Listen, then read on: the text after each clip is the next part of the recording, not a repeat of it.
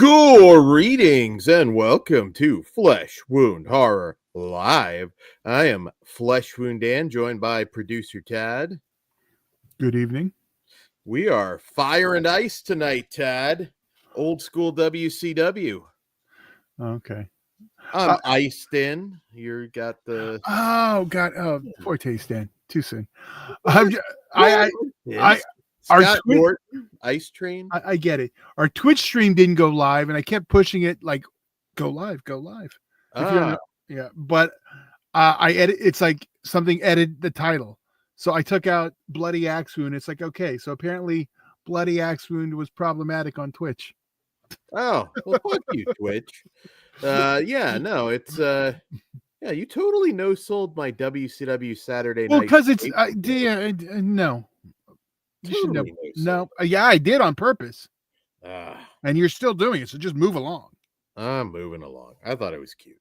But anyways, yeah, no, it's weird. I'm looking at snow right now, which is like a never sort of thing here. But yeah, we're in tonight. It's cold winter night, at least where I am. And I've been watching a lot of movies. So we got an interesting show tonight, Todd, because we got some horror, we got some Oscar prestige, we got some cheek clapping. It's a little bit of everything. Yeah, it's a little bit of everything. Yeah, probably one of the most diverse shows that we've had. There'll be something for you.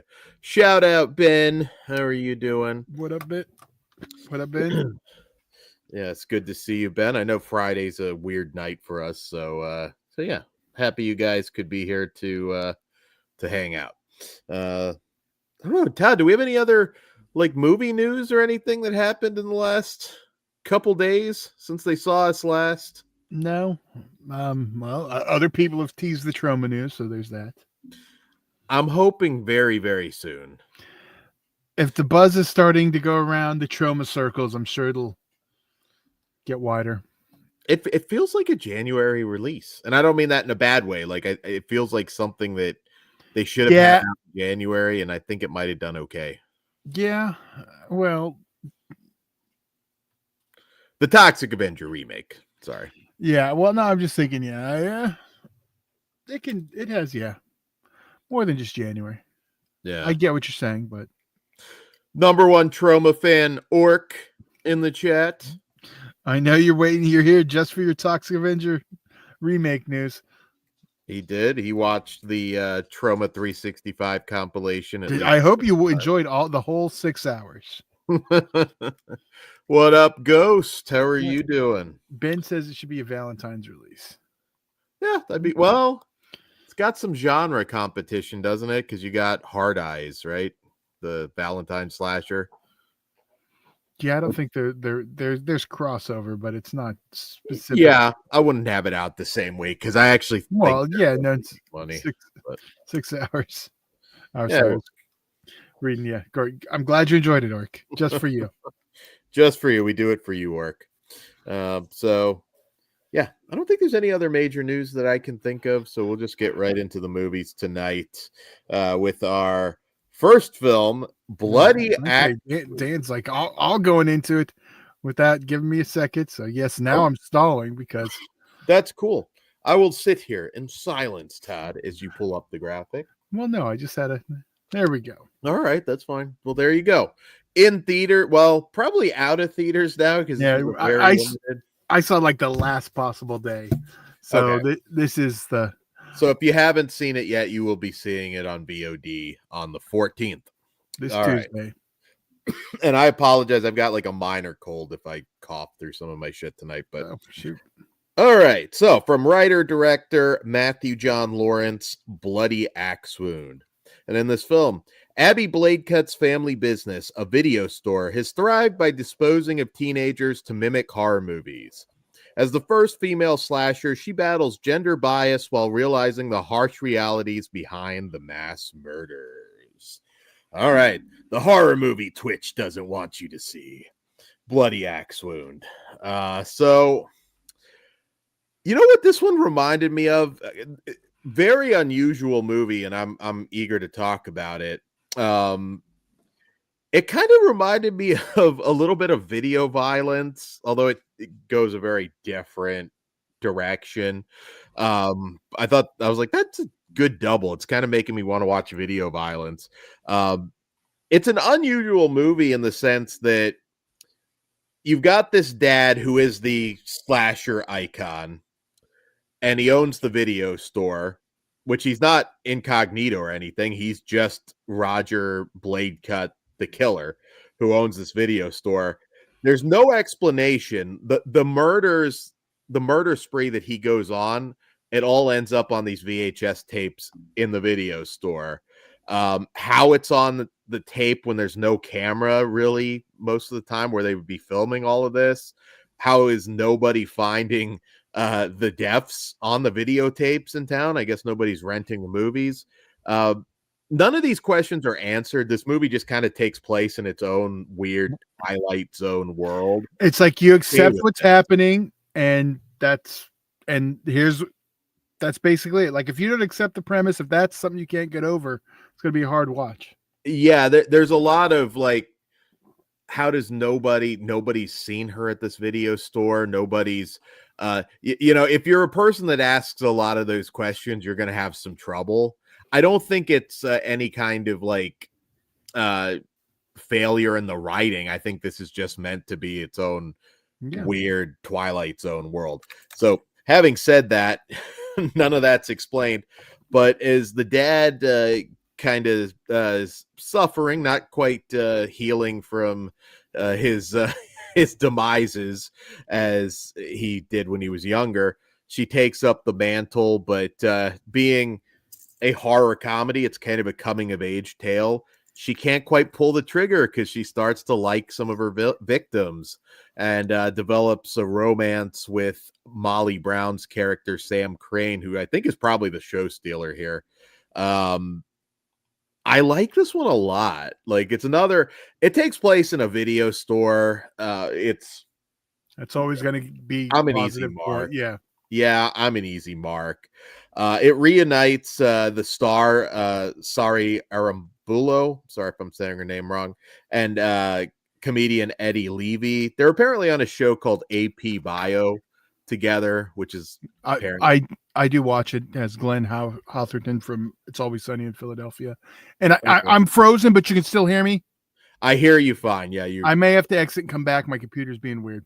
No worries. We hear you fine.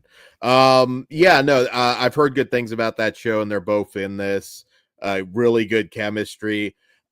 This is not a Jeffrey Dean Morgan starring film. His wife, Hilary Burton, produces it.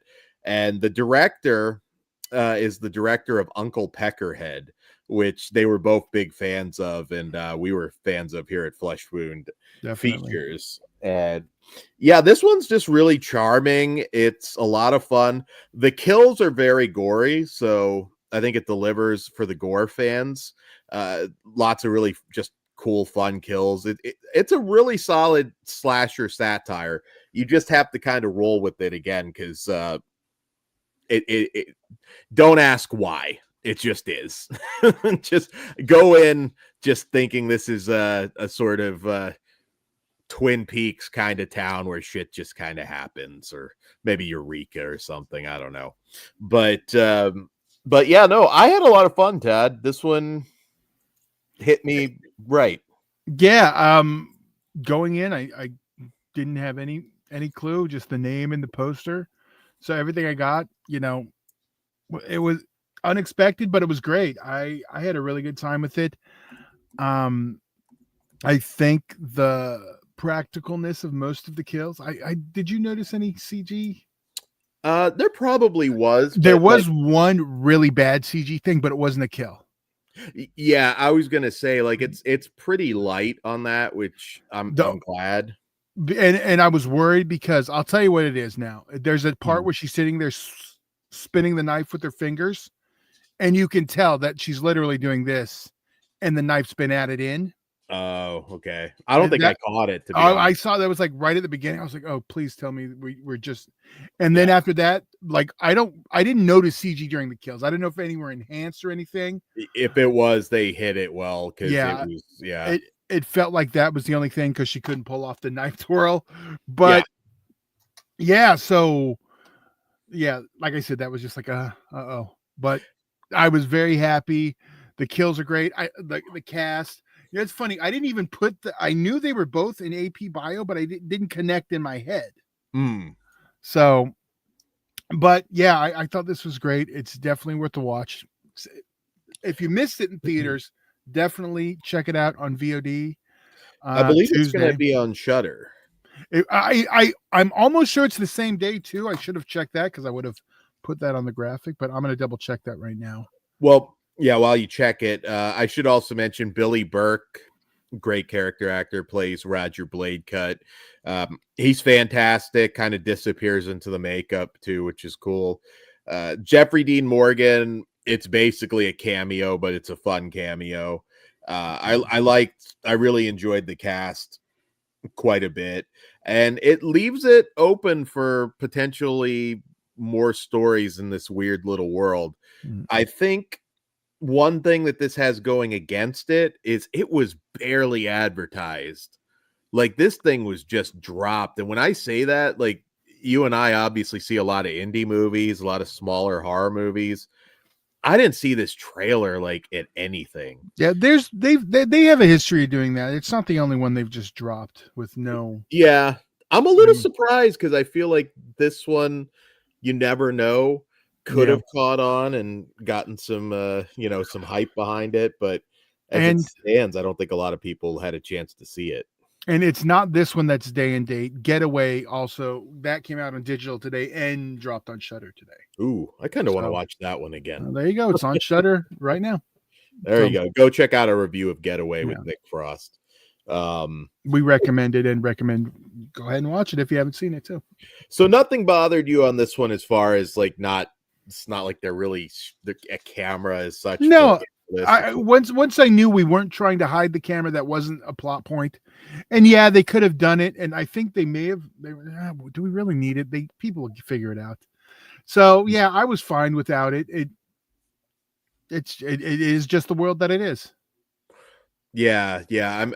I was kind of cool with that, and I think there might have been like a little line at the beginning, something maybe to the effect that it's a strange town, strange things happen. That's all I really need. Like, I don't need to explain how this slasher's murders end up in a video store that he runs. But yeah, what's up, Darren? Yeah, you might like it. I was pretty happy with this one. I mean, it's kind of a very modern film in one way, but also like a really good throwback, and it didn't feel like that digital. Yeah, we don't get a timeline. We're just there. I mean, it's obviously still the VHS era, but is it really?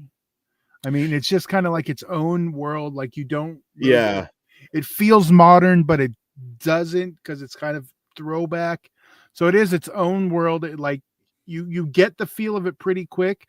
And for a movie that's under 90 minutes, you really just get the feel, and we just get going, and it's good. I think that's the one positive thing, is it doesn't overstay its welcome. It's not overcomplicated. Yeah. 83 minutes. That's what we're looking at. So no nudity though. But I did appreciate some of the gags. I love the conversation with the dad and the daughter at the table where she's like, "What about me?" He's like, "No, you're a girl." Like, just the way he like delivered the line he was old school. It was okay. Yeah, it was pretty funny. But you know what? Well, you have to watch the movie. Yeah, you do have to watch the movie. But yeah, check it out. Check it out. You won't have to wait too long. It should be on Shudder here shortly. No, there's no timeline on Shudder. It's no timeline on Shudder. Okay. No, the month has already been announced. It could be one they're sitting on. So VOD, I think you guys will probably be able to see it soon. So there you go. Todd, what do you rate this one? I really liked it. Not quite a 5, but I'm gonna give it a 4.5. I'm a 4. But yes, shockingly, I had a really good time with this one. I don't know why shockingly, but yeah, no, it was a good time. Yeah. All right. The not shockingly one still coming up. Oh, yeah. Like I said, it's a really I'm kind of curious with a lot of these films tonight where you kind of fall. But all right, so we got another horror film coming up now that is currently playing in theaters from director Thordur Pálsson, and it is The Damned. And in this film, a 19th century widow has to make an impossible choice when, during an especially cruel winter, a foreign ship sinks off the coast of her Icelandic fishing village. So this takes place in the 1870s. It's shot in Iceland, so the landscapes are just fucking breathtaking. Winter horror. You feel the cold watching this one. For me, like, I was completely immersed in this story. It's an interesting ethical dilemma, because like back then people had to make decisions like this. It's, in fact, I believe it's kind of loosely based on a true story. I think something about I think Spanish ship or something that one group ended up killing the other, but it's it's really interesting. And that Draga myth is also, I think, part of Icelandic folklore. So gorgeous movie. It's a very moody film. I really encourage you guys to check it out in the theater, because I do think the theatrical experience adds a lot to this one. And Odessa Young, who's in another movie we're going to cover tonight, is our lead. She plays the widow who's having to make these really hard decisions with the shipwreck, whether they go and save them or not. And I really like this. This is just like a classy old school horror movie. It also kind of reminded me of the Terror TV series, season 1, I should say, which is an adaptation of a Dan Simmons book, which, if you're into winter horror literature, that one's a goddamn masterpiece. That's really good. And I know the director actually wrote this story while living in a seaside Iceland town where he got snowed in. So he kind of had some real experience with this one. I loved it. Now, again, I'm an easy mark. I'll say it right now. This is 100% a Dan picture. I knew you were going to love it. There's no doubt in my mind when I saw it. I was like, which can always be a bad thing when it comes time for me to watch it. Yeah, I didn't necessarily know with you on this one. Ben already kind of mentions not caring for the ending. The ending will split people. I liked it. I thought it was trash. I don't want to like spell anything out with that, but it won't satisfy everyone. It felt forced to me. It didn't fit. That was my issue. Because I liked the film up to that. I really enjoyed the film. But I'm not one who's going to like, I didn't like the ending, so that movie's a piece of shit. I'm not saying that at all. I did still enjoy the movie. The ending's not how I would have done it. But unlike most people, that doesn't mean I have to shit on everything about it because of that, because it wasn't perfectly like I had it in my head. Yeah. So but I did really have a good time with this. I thought it was a great film. The suspense, everything about it, the mood. Mm-hmm. I was kind of worried when I knew it was a Dan picture. Like, we hadn't talked about it before. I didn't know it was going in, but 5 minutes in, I was like, oh yeah, it's going to be one Dan's going to love, which can work, like I said, work against it. But it was one that, because even I think it wasn't just like it worked for me. It really did. Other than the ending, I thought it worked. I'm also a big just seaside horror fan, or just anything water based, and you have the Arctic side of this too, because again, you feel the chill in your bone when you watch this. And I just think there's something about the sea in general where it just, if you're in that certain place, you might as well be in the 19th century. There's nothing modern to sort of distract you from the horror. It's just very, it's just my thing. Also Rory McCann, who of course from Game of Thrones, he's a notable actor in this one. Joe Cole, who plays Daniel's really good. Everybody in this movie I thought was excellent. I really genuinely loved it. First great new horror movie of 2025 that I saw as of then. And Ben mentions comparing it to The Thing. It's not The Thing. Other than being a winter horror movie, I not at get all. I get that though. There is, I think, enough the paranoia. It's there. There's It's because you know what, but I think you're shooting the movie in the foot because there's going to be I people I expecting big action, I gore. get that. You know, But I do understand there are comparisons to yeah, be the made with The Thing. paranoia. I get it. I get it. There are, because I mean, Hateful Eight, same thing, gets The Thing comparisons, also same kind of vibe. There, but it's not like I think something like Hateful Eight is closer to The Thing than this. But there are elements. But yeah, if you're just saying, oh, if you like The Thing, check out The Dam, that's like a total misrepresentation. I'll give you that. Yeah, I just think that's going to let some people down. Oh yeah, you tell me. Yeah. If someone would have told me beforehand, oh, this thing's like The Thing, and I watched it, I'm like, oh, this is a piece of shit, because I would have been expecting The Thing. I still think this one's fantastic. It doesn't have to be The Thing. It's a great winter horror movie. I'm not saying it does. I'm just saying, but watch them back to back though. Like if you get a chance to check these both out during winter, back to back. Yeah, start with The Dam though, because the other one is a bigger film. Like as in, yeah, sure. But yeah, no, I mean we're off to a great start with this. What do you rate it, Todd? I'm a 4. I really enjoyed it. Other than the ending, which could have gone higher if it wasn't for that, but I'm gonna watch it again and see how it all ties together better. Well, I'm okay with it because I'm giving it a 5. I loved it. Again, Dan picture. It's about as shocking as me giving the Trauma film a 5 this week. So it is very much a Dan picture, so that might be a good thing or a bad thing depending on you. So yeah. Check the chat before we go on. What up, Cliff? Yeah, McCann is great. Yeah. No, I love this one. If you get a chance, this one you should still get to see in theaters, but probably not for long. It's winding down. Speaking of another one winding down that is also on VOD, our next film. Yes. The Order from I'm sorry. I'm about to read the same synopsis. Well, don't do that. I know it's another one of your favorites.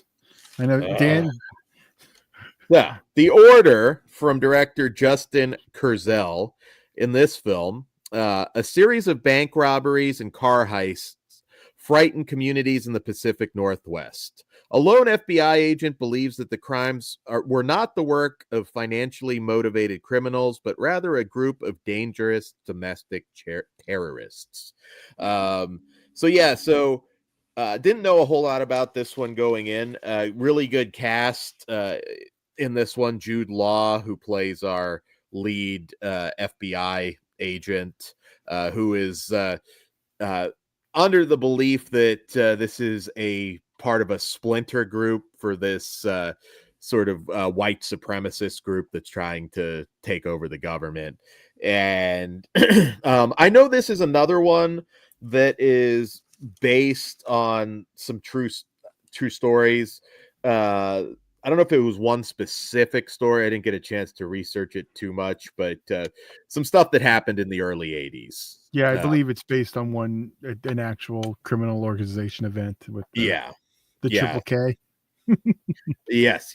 I don't think it was specifically that group, but yeah, basically. Yeah, well, you're whatever hate group they were. Yeah. So I really love this one.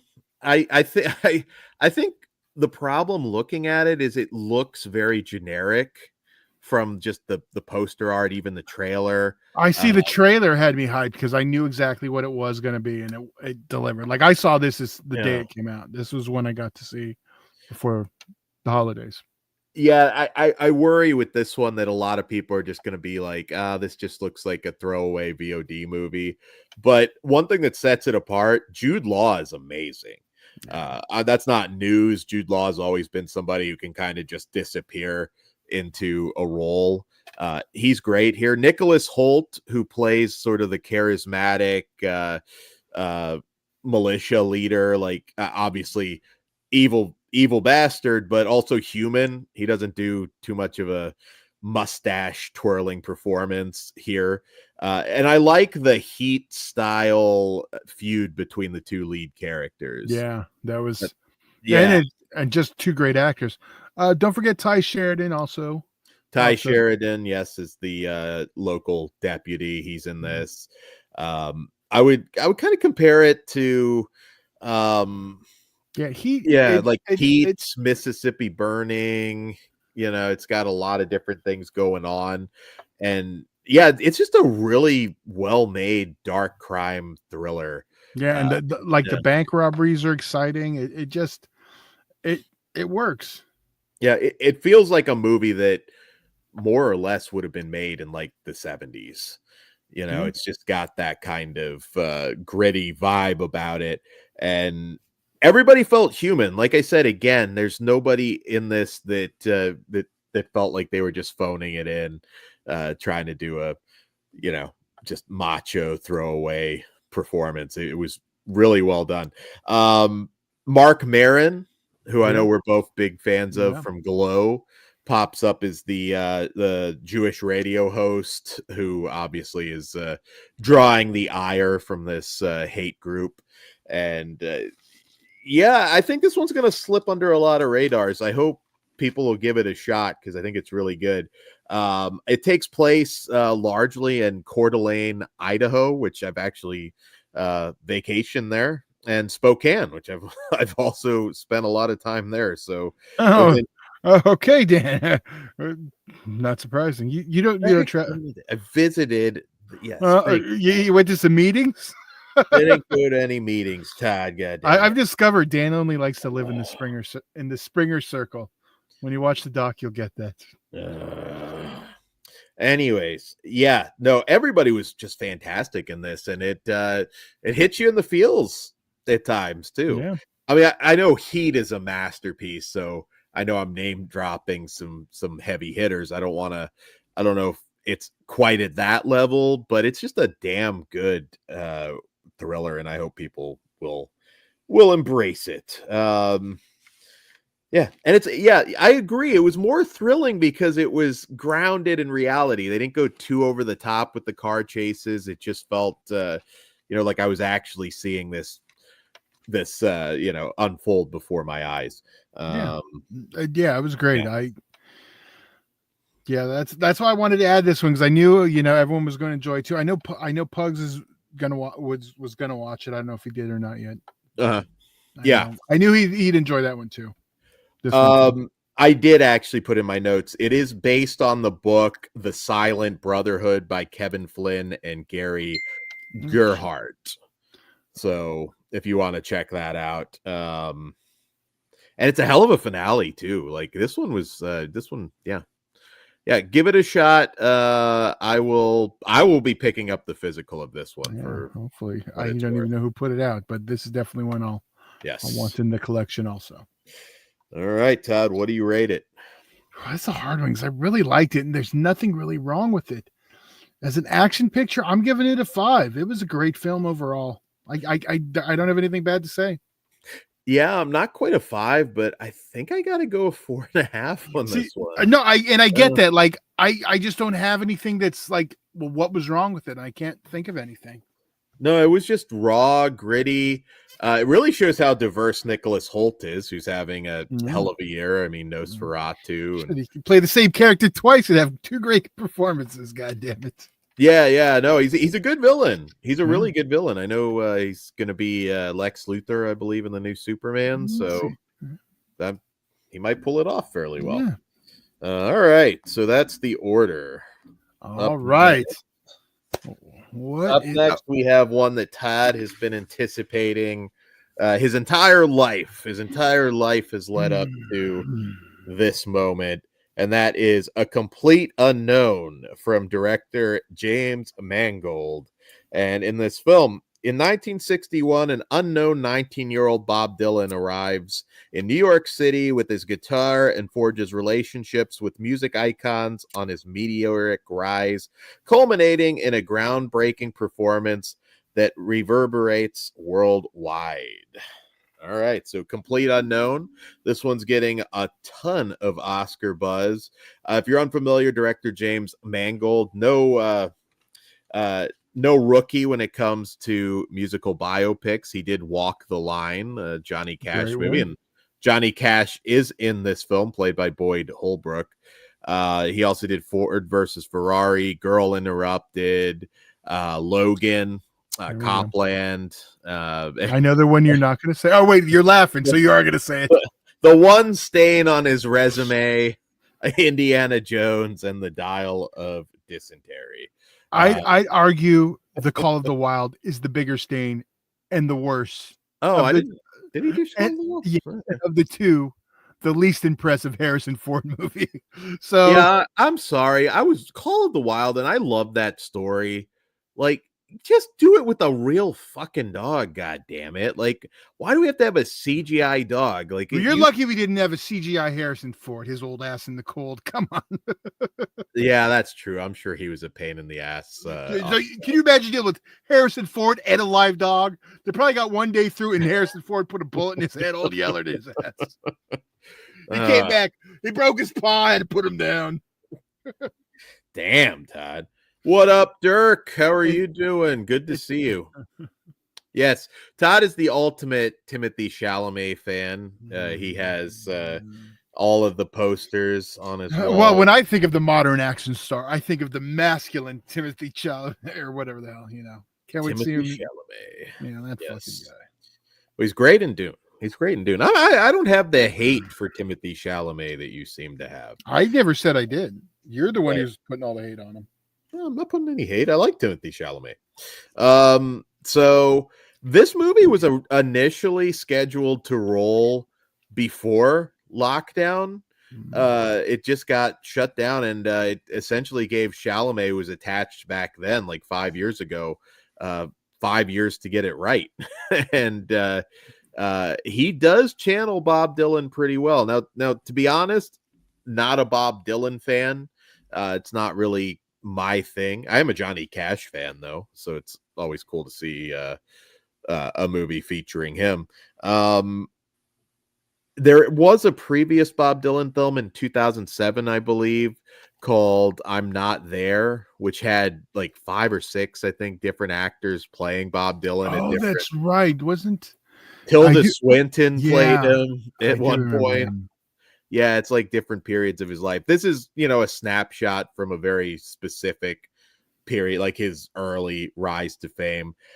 This one's also based on a book, Elijah Wald's 2015 book, Dylan Goes Electric, if you want to check that out.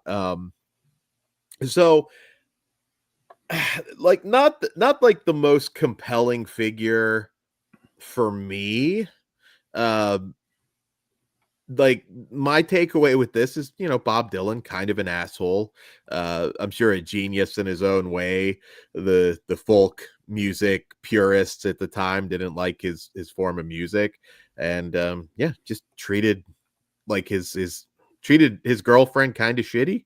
Like, it's one of those movies I don't come out of it like particularly feeling a whole lot for Bob Dylan, but I think it's a great portrayal by Timothée Chalamet. I think I can definitely see him getting at least the Oscar nomination for this one.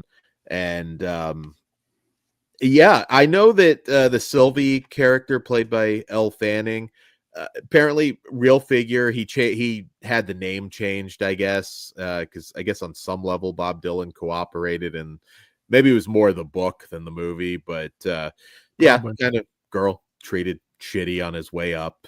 Joan Baez, if you're familiar with they had a very tumultuous off again relationship. I thought the actress that played her was really good, and I believe was actually really singing for some of her parts. I liked it. I think the parts with Woody Guthrie, which when we kick this off, he's essentially going to visit him in the hospital. He's got this crippling disease that's sort of taken his voice and everything. I thought that portion of it was really touching. Pete Seeger, played by Edward Norton, he's always amazing. It's a good snapshot of the 1960s scene here, the folk music scene. everybody delivers a fantastic performance. Again, I don't particularly, care that much for Bob Dylan. My takeaway at the end of it is like, great artist, but kind of a dick. I don't know. What about you, Todd? I know you weren't looking forward to it. I was not, but I absolutely loved it. Okay.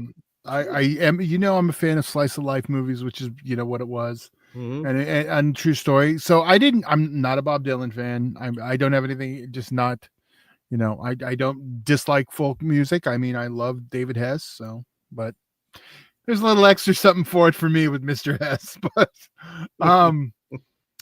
yeah, no, I thought this was a great film. And, like I was kind of unsure going in. I'm not going to break on the monkey movie, whatever, but at least with this, because like maybe that will be your new favorite, but I hate the music already. Like the music I hear in that is just garbage. Like at least this, like I don't mind the music. Okay. It's not what I'm going to play, but it doesn't like hurt my ears when I hear it than just bubbly pop. What up, Akers? We're reviewing A Complete Unknown. I kind of, I like some of his songs. I've just never been like a huge fan. Yeah. I mean, I'm not going to play, yeah. Okay. Well, here's one. We'll pull this one up. You can read that one. Hey, Matt. Matt says, I kind of feel the same as I did about the actor who played Rodney Alcala in Woman of the Hour. They cast someone way too good looking and charismatic. I guess I can kind of see that. But they're not going to cast fugly people anyway. I mean, that's just not going to happen. I mean, was Bob Dylan fugly back in the early 60s? I don't know. See, that's the thing. Like Rodney was supposed to be hot back in the day. Fucking.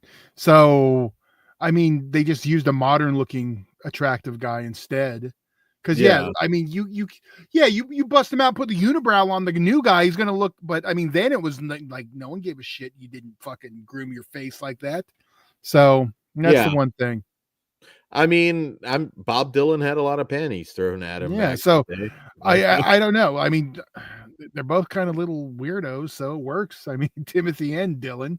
Yeah. So I didn't have a big issue. I don't remember the previous Dylan movie super well. I do remember Tilda Swinton being in it and being very different, Yeah, I couldn't like it's been so long. I don't remember caring for that one. Whereas this one I actually did enjoy. It is just a specific time of him coming up. And I think like even if this was like just a fictional biopic, I would have enjoyed it too, but I think it's pretty close to See, I can't put it under a magnifying glass like while watching Straight Outta Compton. So it is what it is. Yeah. No, it's it definitely deserves, I'm sure, all of the nominations that it's going to get. Acting wise, I don't. We'll see. The nominations are coming up soon for the Academy.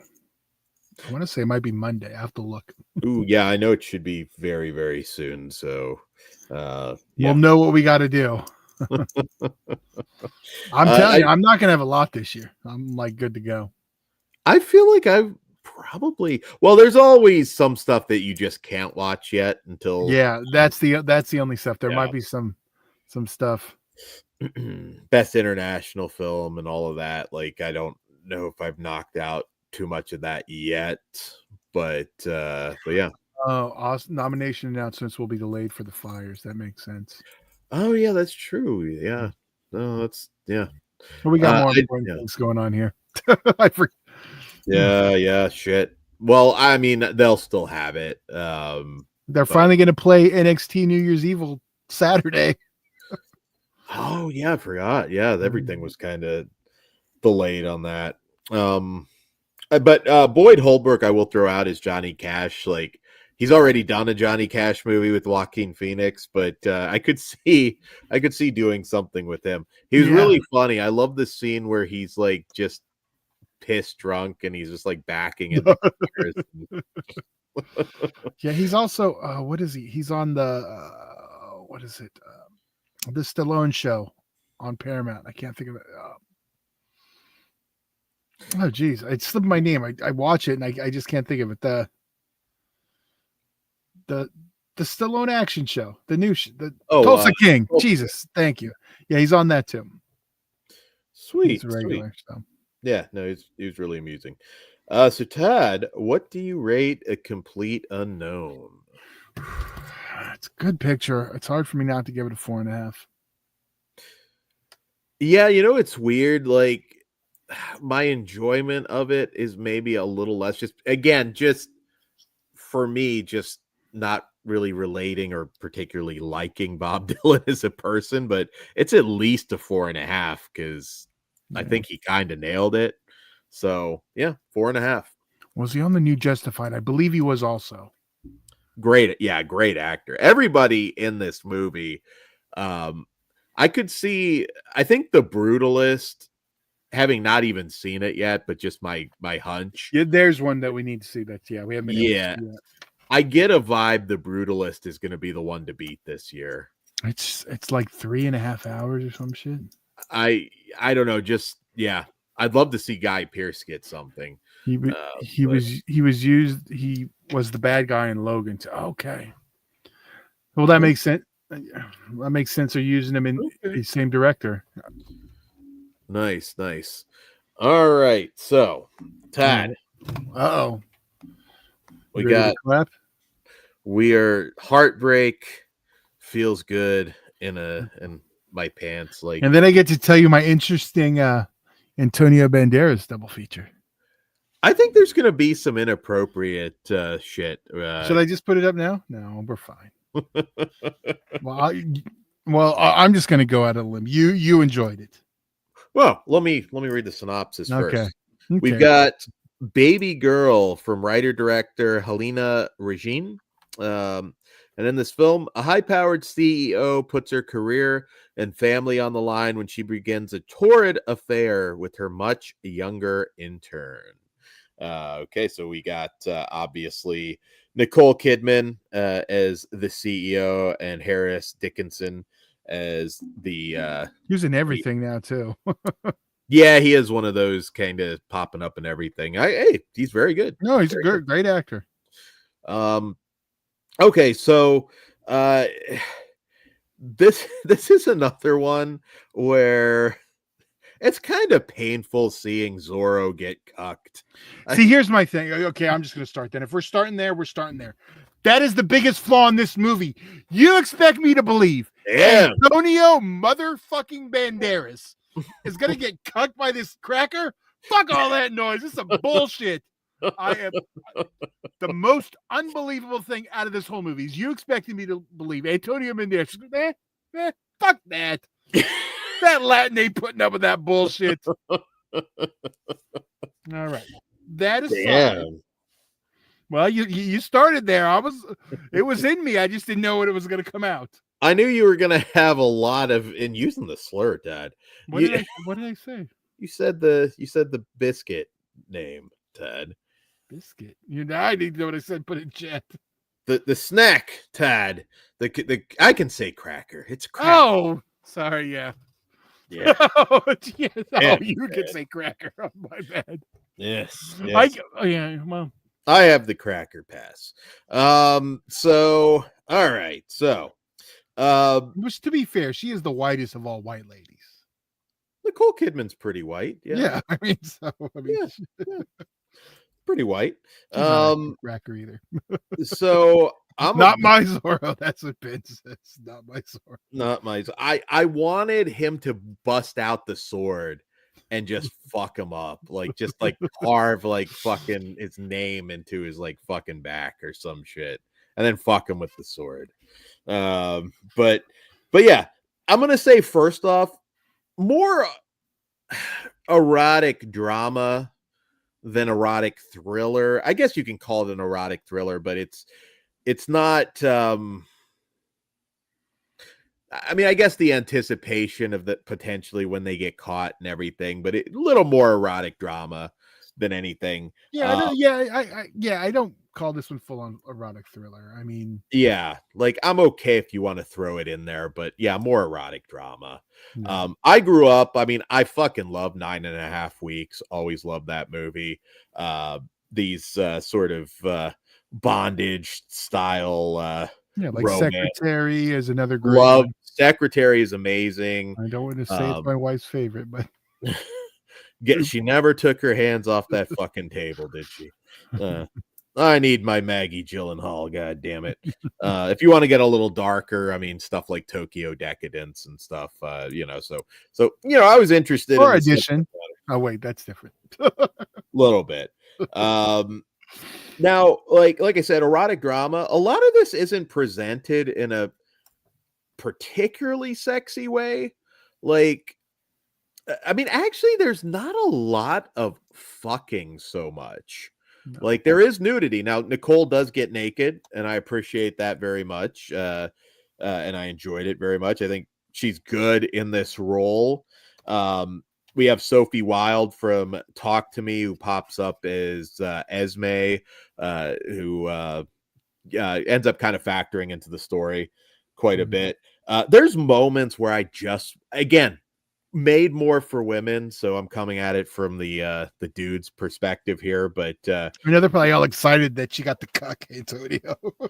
yeah, like the scene when it's like, I mean, again, he's not an asshole, and she just like starts freaking out. It's like, I've never had an orgasm with you. I was just like, man, Yeah, and you expect me to believe Antonio motherfucking Banderas can't give this woman an orgasm?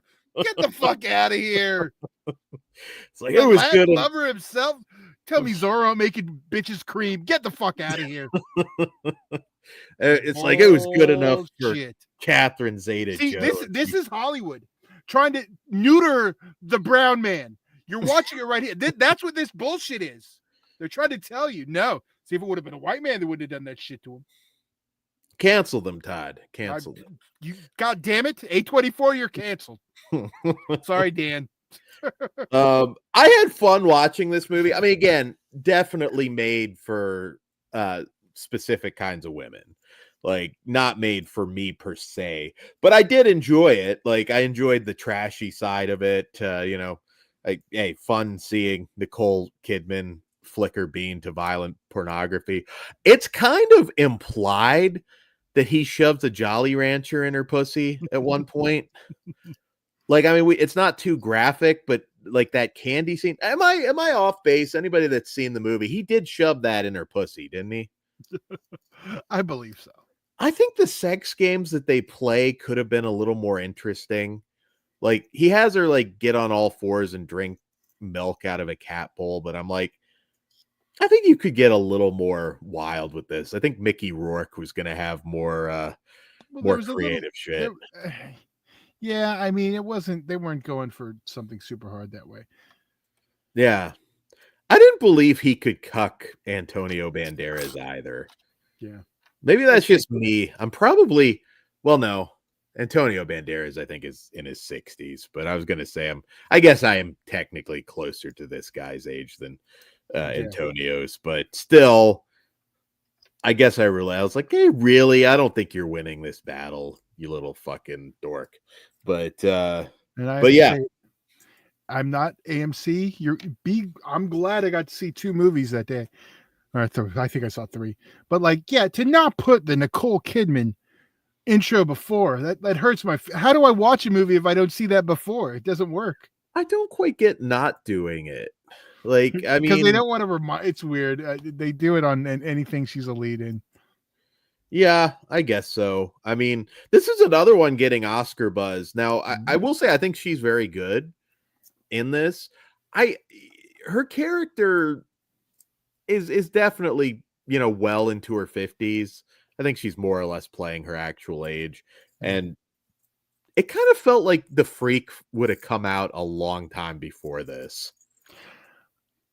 I don't know. Yeah, no, I get what you're saying, but it could have just been a case where she didn't act on it. It was if her marriage was right, or like it just got to that point. That happens to couples. Yeah, I don't know. She had means. She was a powerful lady. She had money. I feel like she could have found a way to get her nut. And would have long before this. Well, it's her fault for not communicating her needs to her lover, because god damn it. Yeah. Motherfucking pigtails. It's like, I just need you to shove a Jolly Rancher in my pussy. Yeah. And obviously I was like severe again, I don't want to give it away, but I was severely annoyed by some of that at the end with Antonio. I was like, this one's pissing me off. I don't maybe I don't know. I accidentally let up bullshit on one scene. Like I just bullshit. I don't know. I'm pretty sure I was the only male in that movie. I think there was some dudes at mine that were Well, when up I saw mine, it was like a morning showing. I think it was girls' day out for everyone else. Oh yeah, they probably thought up there, expected some like porn flick. I'm just there watching. Nope, I think I would have enjoyed it more if we got to a more explosive, fucked up kind of ending. More, I mean, obviously, as a guy, I would have taken this story different. Yeah, I mean, yeah, it wasn't made for really us, but I mean, it doesn't. I still enjoyed the film. Like it's. I can't relate to some of the characters just taking what they take in this one. If I mean, we've already kind of talked Antonio, but like I just had some like I don't know. Again, this is a me thing. It's not. This movie's not made for me, but like I was like I can't really relate to this at all, and yeah, I don't know. But I should have director of Bodies, so certainly a lot better than that. Esther I McGregor, enjoyed both of them. Esther McGregor, the daughter, of course, daughter of Ewan McGregor.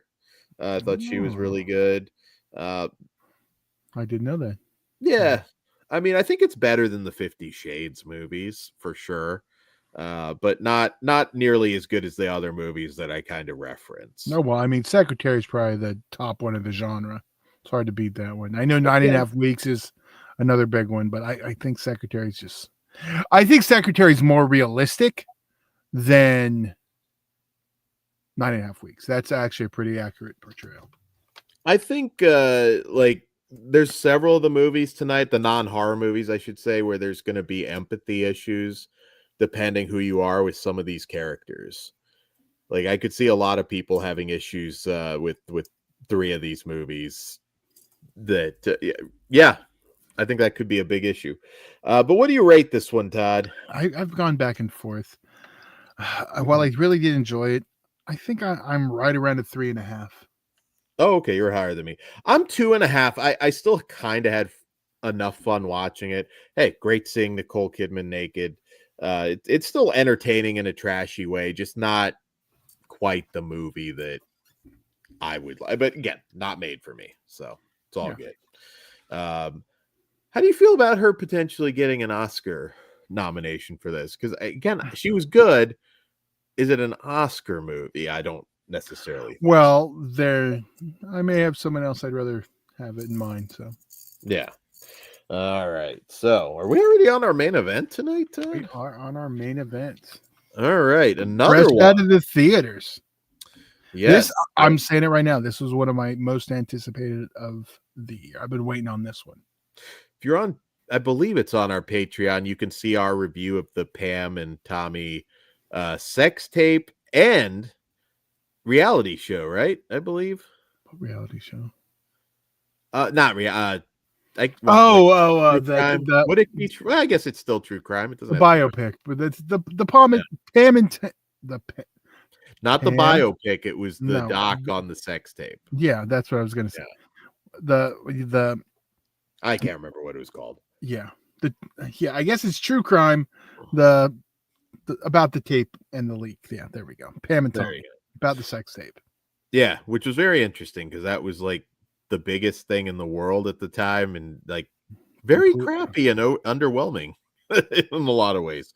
But this has nothing to do with her and Tommy Lee's sex life. This is her new movie, The Last Showgirl. And in this film from director Gia Coppola, a seasoned Las Vegas showgirl must plan for her future when her show abruptly closes after a 30-year run. Okay. So, Todd, initial thoughts from you on Last Showgirl, since I know you were very excited for this one. Yeah, I was, and I really enjoyed this one. I didn't really know much about the actual story details, just everything behind it. Mm-hmm. And I enjoy like that the what's left of the old school Vegas. Yeah. Yeah. So this and the whole thing, and like just her coming to grips with there's a lot going on in this. Like there was a hard part for me in this movie, like that I've been dealing with lately. So this one really hit close to home on a lot of things, or at least one particular thing. Oh, And okay. it was just goddamn. I loved it. I think Pam should get nominated. I think Batista killed it. I never thought I'd see a movie like I think I want both Batista and fucking Pam Anderson nominated for Oscars. Isn't it weird that like I don't know that this will be the one for him, I but don't like either. But if there's at least a shot, like the first wrestler that's going to it's get an 100%. Oscar is going to be Dave Batista. I see that in his future, especially now with Yeah. his transformation. Yeah, He's a much better actor than The Rock. Like I don't think he Rock is the best wrestler actor. Period. I don't know any better. Piper I will maintain. Piper was Piper though. That's why he was good. He could do different things. I will again. That's pointing to movies that nobody has seen, but like he was capable. Piper could have been sitcom dad. You know, he could do other things, but yeah. Anyways, like Batista. He's memorable. Like he plays human characters. It's weird that he's able to do that because he looks like so larger than life. I mean, he's you know, he's still Batista, but yeah, no. We also get Jason Schwartzman, who's kind of an asshole casting director in this one. Jamie Lee Curtis. Now I know that lady. I've known many of that lady in Vegas. Yeah. You see them all the time. Yeah, you do, and it's kind of like in your head, you're thinking like, why are you still still doing this? Jamie Lee Curtis, some would argue, has had this issue in some of her recent performances where it feels like she's in a different movie or acting in a different movie, but I thought she was really good here. I get what you mean. I don't look forward to Jamie Lee being in a movie much now, Yeah, like I used to, but this has flipped me. I'm like, okay, I want to see like it. She brought it, like yeah, everyone did. Yeah, yeah. They were. It's again another slice of life movie. which again I am a fan of. I would say kind of this Razzle Dazzle, which is the name of the show, which we never actually see the show really. We always see No. like the lead up to it, and then you know in her head.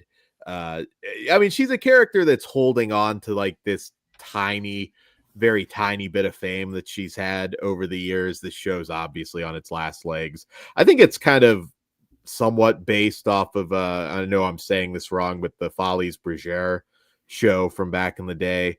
Um, all of these have kind of disappeared now, like 10-15 years ago at the very least. It's hard to pinpoint an exact time in this movie because Pam's character is like very retro, very you know, watches old movies, her house. So it's hard to kind of pinpoint exactly when this is supposed to take place. But if you spent a lot of time in Vegas, you certainly have seen the Jamie Lee Curtises of the world. And Ben, I don't think she actually Oscar worthy in this, unlike Everything Everywhere All at Once. I don't think she deserved it for that one at all. No, I think that was one of the academies. Well, you've earned it, so here you go. Yeah, I could have waited. I could accept it in this. I would have rather her won it for this. Yes. Yeah, it could be another one though, where even this you could say is like, is she a little bit over the top? But I'm like, I know this lady. Yeah, but it isn't though. It's not for Vegas. Yeah, no, I know this lady. You know, I haven't spent most of my time in Vegas. I'm not really gambling, to be honest, but I've been in a lot of card rooms. I've been in casinos. You know, she's pretty authentic. I've even I've seen. seen her in Circus Circus. Yeah, exactly. Go in the old strip. That's all you see. I thought there was a lot of really touching scenes. Her rejection of like essentially her stage daughters. I felt like there was a little bit missing there. There's a scene where she kind of like brushes off one of the other younger dancers. That's just because what just happened. Yeah, I don't want to like spell it all out. I know. Well, that's like, no, I totally, like, I knew why she was dealing with what she was dealing with, which was a lot. Yeah, but I thought that was kind of, well, again, I don't want to spell that out. I know, that's the thing. Like, no, I totally got that, and I get why it happened. Yes, should she have? But I totally got that, and yeah, but that did kind of alienate them completely. She did one, then the other. I mean, Billy Lord plays her daughter in this. She's very good as always. Actually, a reunion of Jamie Lee Curtis and her from Scream Queens, the TV show. It kind of, even in some ways mirrors The Wrestler with Mickey Rourke, who's come up a couple times tonight. I liked it more than I thought. Now, I wonder if this is what could fuck Pam Anderson is the fact that she's not exactly known as a great thespian. And what's going to fuck Pam Anderson is that she's Pam Anderson. That's what I was thinking. It's like, I think she'll get the nomination, but I don't know. I don't know if she's going to get the win. Here's the thing. Hollywood loves a comeback. Loves a comeback. Very good chance if she gets nominated, she could win. Because it's someone that Hollywood uses. Yeah, but look at Mickey Rourke. Didn't happen for him, and everybody thought it would. But the wrestling was the problem. Remember when he pulled out of WrestleMania because of everything? Yeah, but it leaked because he said it on the red carpet before the Oscar noms got announced or the voting closed, and that fucked him. They knew that fucked him. That's why they made him fucking pull out. So there's that also. But look at, I mean, so. Yeah, I don't know. It'll be interesting. I still feel like, I don't even know if a comeback is exactly, is it a comeback for her? If she's just doing something that she's really never done, is how I look at it. It's a comeback to acting. She's an actress. Yeah, I guess so. Has she not been in anything? Like, obviously, I could have missed them. This is her son's doing, like, trying to redeem her career. Her agent, I did read, like, threw away this script, and he found it and was like, "What the fuck are you doing?" She fired her agent. Yeah, no, and her sons would just try. I mean, because you know the doc, you've seen all the stuff and everything. Like, yeah, it is, and Hollywood loves that. I think she's got a shot. I'm not going to write it off. She gets the nom. She's going to be probably my pick. I'll say it. She's got the nomination. It's going to be a weird Oscars because I mean I think it's going to be like Demi Moore, Pam Anderson. Like that could be the big battle. And yeah, it could. It just, see, the thing with that is, though, Hollywood doesn't like horror. It's still a horror picture. That's what I was thinking, because everybody's saying Demi Moore is the favorite, and I'm like, no, she's not. I don't know. Maybe, yeah. Because you can try and call it not a horror. I mean, Substance is definitely a horror movie, so 100%. There's no a way around that. You can't Silence of the Lambs this one away. No. Shape of Water, though, not the traditional one that you'd expect to get Best Picture. Especially over Three Billboards, which was a masterpiece. Yeah, that was still shocking to me. Both great pictures, but I think I thought Three Billboards had that. Yeah. So, but yeah, no, like I said, I've been here. Very flawed characters. Again, I say it like very real characters. You are. I think that's the thing. Yeah, very real characters. I've said it with our 3 non-horror movies. Depending who you are, you might have, empathy issues with some of the characters. Maybe I think less so in this one, to be honest. I was gonna say, like, this one, well, I think one versus Bot, I mean, come on, it's the Golden Globes. The studios pay for this. Yeah. I'm gonna say this now. This movie it's got that kind of uh grainy presentation shot on film. It's called great, Sean. Don't ever do that again, but Dan. at the beginning, it felt like they were like smearing Vaseline. Did you know what I mean? Like the first like 10 minutes, it was just like I can't even see what's fucking going on right now. For like 10 minutes, do you not No, agree? Because I there thought it were was a no. little. I I just saw thought it film was. grain. Go watch that first. I thought they. All right. I don't know, just something about it at the beginning. Minor gripe, but Okay. overall the movie looks great. Cinematography is great. Dan's crazy. It was just some fucking film grain. Mm-mm. I don't think I'm going to be alone on this. It evened out, but anyways, surprisingly good. I didn't know a whole lot going into this. I was like, this might end up being like kind of a campy little thing, and I was like, oh, be damned! Like I actually thought Pam kind of nailed it. So Yeah, it's nice. She gets to act now. Tucker. I like Vegas stories too. So Yeah, I know. It made me want to watch Leaving Las Vegas, but that's a dangerous film. oh, that one's a little more downbeat. Yeah, I do.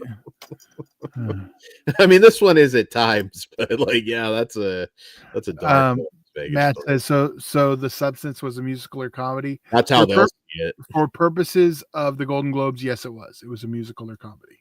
Yeah, because they don't have a horror category. Yeah, they gotta get out of their. That's so stupid. But yeah, what do you rate this one, Todd? I'm a 5. I'm a 4.5, which is great. I mean, we've had a couple good review shows this week where everything was kind of really good. Yeah. If Barbed Wire 2 needs that. She might just be like, if she doesn't win the Oscar, she might go full Eric Roberts and just be like, fuck it. I'll just pay me. I'll shoot something in my bathroom for you for your movie. I could see it going that way. No. Barbed Wire 2. Let's do Snapdragon 2. Okay, now we're talking. Let's just pour out to everything. So yeah, no, I'm very excited to see the Oscars now. Yeah, maybe we'll have to react to the nominations. Maybe no, we were not going to do that because then we tried that one year, and we just basically talk about a lot of points that we bring up in the other one. Nah, that's true. That's true. So I was thinking about that again. And then I was like, well, we just like we say a lot of the same stuff. So I'm eager to see. I feel like it's not. I always say that, and then there's more to catch up with than I think. But you're gonna have the shorts, the documentaries. Yeah. Those are always ones that we kind of don't really know. Although there's one playing that I saw that is the best, like the submission for I can't remember which country it was. That's already playing. Okay, I'll have to look what it was, but it's a submission, not the nomination. So it doesn't mean it's gonna get picked. So it's one I'm like, I'll wait till I know. I know Brutalist is in limited. When's the wide release of that? Know. That in September 5th are the two I'm waiting on. Okay. Yeah. Well, Brutalist, I think, is going to clean up. I just get that vibe this year that having not even seen the movie. Well, it's one of those like, it's already playing. Well, right now the Universal AMC is closed, but I know the only place you can see it right now, they're playing it there, but in 70 millimeter, and those screenings are sold out for weeks and weeks. Yeah. Fuck, all those people got to. Oops. Wow. Yeah. My theater is at least it's snowed and was icy enough today that there was not. I couldn't book my Peter Pan tickets. Although I don't know if that's one night I might miss it because I got region free, but I'm hoping to catch. Well, remember it's playing at the other one. We found one on. Okay, so yeah, we should. As long as it's open for the weather. The animated movie about the cat Flo. Yeah. I have watched that. So yeah. Mad if Dalmatian isn't nominated, I'm not watching. I don't think that's gonna happen. Which one? Dalmatian for Late Night. I assume. Are you talking Late Night with the Devil, or is he in something else that's getting Oscar buzz? Great performance, but the Oscars again, horror. They were like, yeah, he won't get it for that, but maybe he's in something else. I can't remember what he was in this year. New Beverly opened back up. Okay, I know you were worried about that, Cliff. Yeah, no, there's shit. I haven't even like looked at all, I'm sure, the historical spots that are gone, that's a lot. But it sounds like there were some things that luckily made it through. So I know. I saw Kevin Smith posting. They put the hills out before it got to their street. Oh wow! So but like he was saying, he expected to go back and fully was expecting ashes, but some miracle, it didn't get to them. It's always bizarre, like seeing like houses on all sides of you, behind you, in front of you, like ash, and then it's like that one house that's not even. Well, it wasn't that kind of situation, but I know what you mean. Yeah, it's weird. It's so fucking weird. But yeah, no, anybody affected by that, again, hope you're doing well. I know a lot of you were close to it or know people, so not every neighborhood's got a Steve Gutenberg for you. No, that would be surreal, like just getting carried by the Goot. It was unplanned, but we're not changing it. We're doing Police Academy 3 for Farce, so that one's coming up. There you go. It's not this Monday, but next Monday. So Gutenberg Appreciation Month. I'm not like, I know there was another movie. I was like, maybe it's too soon. But I think a Lava Lantula watch along double feature isn't it bad taste. We're putting over the Goot, saving the world. I think that's okay. I don't think that's. So maybe we'll do that. I don't know. I think maybe. Oh well, it's in good fun. I think that one's okay. No, fuck, that would be so surreal, like getting carried out by Gutenberg. What celebrity would you want to save you, Todd? Harvey Weinstein. Oh wait, he just throws down, like he just picks you up in his loving arms and runs right out. No, I don't think that's gonna happen, Todd. But well, fuck, maybe Pam Anderson. Citizens on Patrol. Yeah, that's my favorite of the series. How, Todd? The first one. My favorite sequel, I'll say that. Okay, well, yeah, the first one's the best. And really close. But I love Citizens on Patrol. Always have. Love part 2 also. Chris, why the fuck would you want Pete Davidson to save you? Good Lord. He ain't gonna do shit. Keith David, Ben picked Ron Jeremy. Now Dan's pissed he didn't pick it. Well, he'd be where do you used to kick it at? Not the Roxy. With Edward Furlong. Yeah, they got some places. Gisman used to always kick it there. Is it the Roxy? Maybe it is. Roxy might be one. Yeah. Keith David, okay. David said no, send him David Keith. Maybe it's Keith David and David Keith. That's like the buddy cop movie we need at some point. Slasher says because he is America's sweetheart. What was this? That Pete Davidson show he did on Peacock was great. I'm like Team Pete Davidson now. His early stand-up was funny. I don't know, just not a big fan. I don't hate him, I guess, like a lot of people do. His movie was fine, the Staten Island one, but like that show, great. The one, remember Terrifier had that little cameo on it too. Oh yeah. I can't think of the name of the show, but I hope they do another season. That was great. Brian Trash mentions an animated cat movie, Ghost Cat Anzu. Okay, is that like a Oscar thing? Slasher wants a buddy cop movie with Pete Davidson and Cena. I don't know that works. I don't know. I don't see them having chemistry for some reason. John Cena is one that is never. He is never winning an Oscar. He even said he's never winning it. He knows that. He's not even going to try. I thought for a minute that The Rock might try and do other stuff. He He knows does what's comedy happening. well. I'll give him that, but I just don't think Rock can play like real people. Like He can. he would have felt out of place if you flipped him and Dave Bautista for Last Showgirl. Yeah. I don't think it works. He just doesn't feel like a real person. He's just too larger than life. Yeah. Keith David is the gargoyle. Well, then he could fly you out. That's yeah. That's probably the answer. We do have another Jason Statham movie coming out.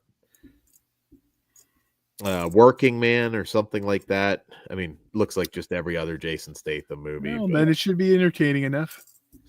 Matt, yeah. see, finally someone's picking a woman. Aquafina can come rescue me. Aquafina is not rescuing anybody, though, I don't think. Edge is nominated for an Emmy this year. What? Yeah. I don't understand this. Beekeeper was dope. Beekeeper was one of his better action movies. Yeah. I do think that's like near the top for Statham films. So is it a daytime Emmy? Because it's for his role on some Disney show. Oh, okay. Daily Ghost picked Supergirl. Which one? Which one? Supergirl. Okay. I don't know. Who do I trust to actually get me out of the building, though? See, I'm thinking of it. Well, I'm a big dude. I just want to get her into the building. Then, I don't know. Maybe Rhea Ripley could actually carry my fat ass out of there if I'm hurt. I don't know. That's like the only one that kind of comes to mind. Maybe Jordan Grace. She'd probably get me out of there. Yeah. But no, Todd, I'm actually trying to live, motherfucker. I mean, like, I'm not just like a who will I fuck sort of question. I'm trying to get out of the burning. Well, then just pick a man that could actually carry you out. Yeah, that's like emasculating. It'll probably be Harris Dickinson, and then I'll be like really pissed. It's just like you cucked. I want the ghost of Joe Spinell to rescue me. See, at least I picked Harvey. His big ass could probably help. He just wraps. Well, maybe not now. He's just gonna hand me his walker and go, "There you go, fucker." He just wraps you in women's scalps and just you dive through the window to the pool. Matt says Dave Bautista for being real. Yeah, but he's skinny now. You might as well just pick the Rock. I think, yeah, I mean, Rock I still think Batista's gonna get me up and out of there. I'm surprised you're not like I can take Batista now. I'm gonna take his ass out after I beat Clint Eastwood. Batista's next. That's it. I could probably beat skinny Batista, Todd. See, you're underestimating me all the time, Todd. How many fights you been in your life, Dan? I have been in some fights, Todd. Believe it or not. In school, probably a couple dozen in school. Yeah, but I did used to fight. I had some. We're in public YouTube. I was going to say something highly inappropriate. Well, yes. I like my chance. You know what? How I would beat him? Skinny jeans. He won't have any mobility. I'm in shorts. I'm in shorts. I can land the kicks. He can't in the skinny jeans. All the brawn, Todd. He's not able to move. Calling it right. Right. I know. I'm calling you Oot, Batista. Oh, Jesus Christ. Come at me. You haven't unseated Rowdy Piper yet as the great wrestling actor. It's not happening. All right, let's see. Harvey asks you to meet him at his hotel room for a meeting. Would you not have to take that meeting, though, after he just pulls you out of a burning building? Yeah. Like yeah, come on them plants. Go for it. I was going to say, like, I mean, it's not like you're going to let him fuck you, but you might have to sit there while he jerks it into the plant. I think you probably have to. Yeah. Yeah. Just don't call me a flower name and we're good. Yeah. You're not going to go into the hot tub with him, but it's like, okay, you do what you got to do. You got to jerk off into the plant. That's fine. Yeah. That's fine. I'll give you a polite clap at the end for that. I did have the beard in grade school. Yes. Batista's not a grappler. That's Batista. Born with the beard and the hat. So, Tad, what else are you doing this weekend? Well, like I said, don't think I'll get out tomorrow. I think I probably could, but I think I'll be in for another day. What are you doing? Deciding if I'm going to pull the trigger on a big item ticket. Oh, yes. Seeing as you didn't become a Vinegar Syndrome subscriber, I think that's the better decision. If you're going to spend the money, I think that's I know Dan loves this one too. That's stupid. It could be a Kills shirt though, but actually no, that's even worse. I'm starting to block those movies out from my head now. But Ben, I see you posting in the Discord. I can beat skinny jeans Batista. Mm-hmm. No mobility whatsoever. Damn, it's already in Discord. Yeah, it's like posting it in Discord. Are we posting clips or video clips or just quoting him? I'll fight him. You set the match up, Todd. KFC flesh. Oh, I'll have to find that link again. Sorry, we're gonna order one. Oh yeah. Yeah, I'm gonna look right now, see if I can find it. KFC flashlight.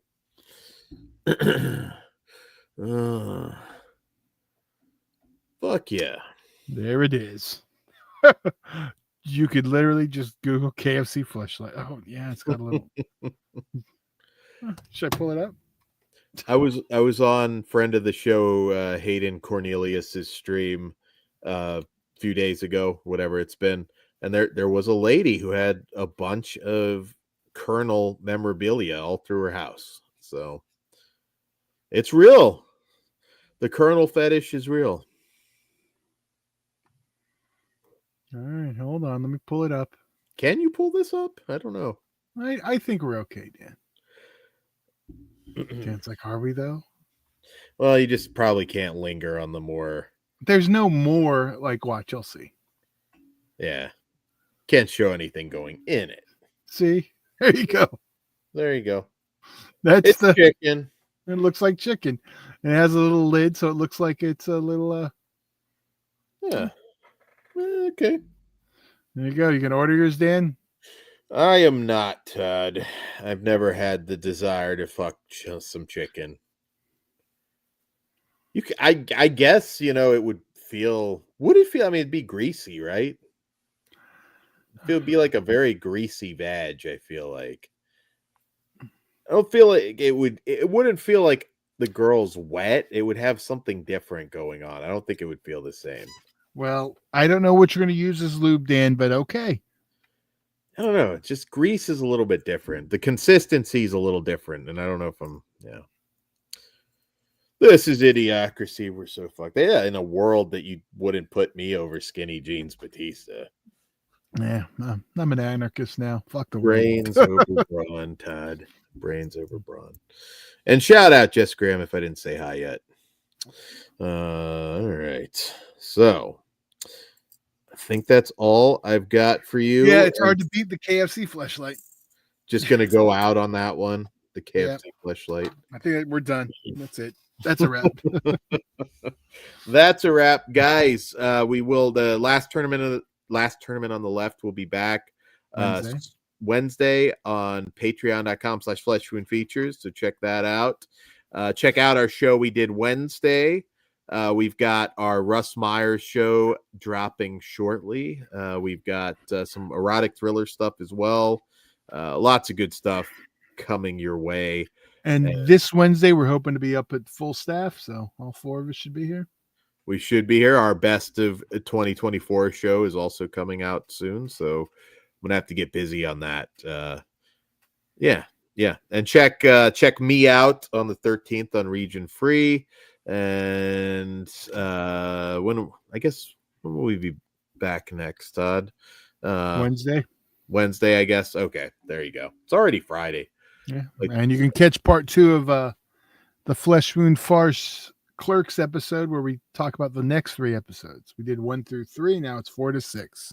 Yes. And keep an eye out for exciting announcements, some other projects, and lots of cool stuff in 2025. On that note, Brent, Toxic Avenger news. We talked about it at the beginning. It sounds, I guess it's not insider stuff or anything. It's just Well, it's starting coming. to filter out. Yeah. Well, the news is that the news is coming and it's good. That's all. That's all that there is. So it sounds like you're going to see that remake out in hopefully soon.